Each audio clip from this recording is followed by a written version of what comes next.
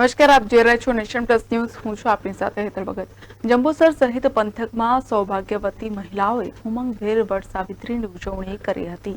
જંબુસર નગર સહિત પંથકના વિવિધ મંદિરોમાં વડના ઝાડ નીચે સૌભાગ્યવતી મહિલાઓ દ્વારા વડ સાવિત્રીના વ્રતની શ્રદ્ધાભેર ઉજવણી કરવામાં આવી હતી અને પોતાના પતિના લાંબા આયુષ્ય અને સૌભાગ્ય માટે દાંપત્ય જીવન સુખમય રહે તે માટે વ્રત રાખી વટ વૃક્ષની પૂજા કરી હતી. વડ સાવિત્રી વ્રત કરીને સૌભાગ્યવતી મહિલાઓ પોતાના પતિના લાંબા આયુષ્ય અને સુખ સમૃદ્ધિની કામના કરે છે.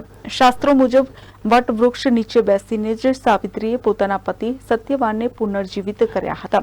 વટ સાવિત્રી વ્રત કરીને સૌભાગ્યવતી મહિલાઓ પોતાના પતિના લાંબા આયુષ્ય અને સુખ સમૃદ્ધિની કામના કરે છે. આ દિવસે મહિલાઓ વ્રત રાખીને વટ વૃક્ષ પાસે જઈને વિધિવત પૂજા કરે છે. આ સાથે જ વટ વૃક્ષની પરિક્રમા કરે છે. ધાર્મિક માન્યતાઓ અનુસાર આમ કરવાથી પતિના જીવનમાં આવનારી દરેક બાધા દૂર થાય છે અને સુખ સમૃદ્ધિ સાથે લાંબા આયુષ્યની પ્રાપ્તિ થાય છે.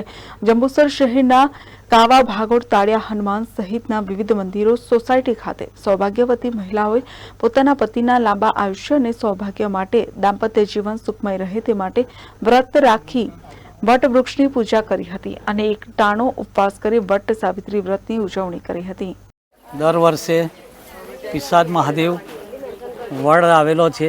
એ વડની પૂજા કરવા માટે સોસાયટીની બહેનો અહીં આવે છે અને દર વર્ષની જેમ વડની પૂજા કરે છે અને પોતાના અખંડ સૌભાગ્ય માટે અહીં આગળ પ્રાર્થના કરે છે. સાથે સાથે વધારાનું એક શ્રીફળ પણ વડ સાવિત્રી દેવતાને અર્પણ કરી પોતાનું અખંડ સૌભાગ્ય રહે, ઘરમાં સુખ સંપત્તિ અને સમૃદ્ધિ રહે એ માટે તેઓ પ્રાર્થના કરે છે.